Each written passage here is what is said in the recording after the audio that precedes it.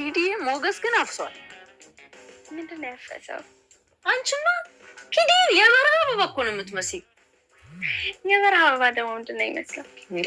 ሉላ ደግሞ ሰግጠሽ ትጠይቅኛለሽ እንዴ? አሁን ያለቀው አይዳጣ ውበት ምን ያደርጋል ብለሽ ነው?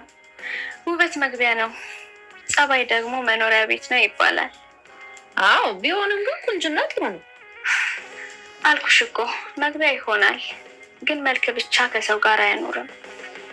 ቆይ ግን ለምን ልጅ አትወልዱ? ልጃችሁም እርግጠኛ ነኝ አበባ ነው የሚመስለው። መች ተጋባን? መች ጋይ ባል የሆነ ልጅ ደግሞ ከስርዓት ውጭ መውለድ አልፈልግም።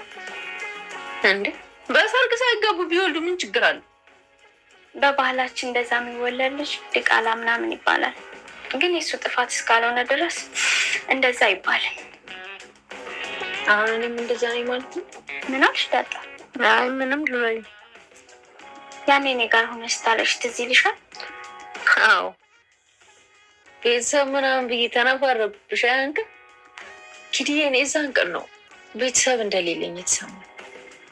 እኔ ግን አይዞሽ ይገኛሉ ብዬሽ ነበር። አዎ እውነትሽን ነው። ተስፋ አትቁረጭ ብለሽ ነበር።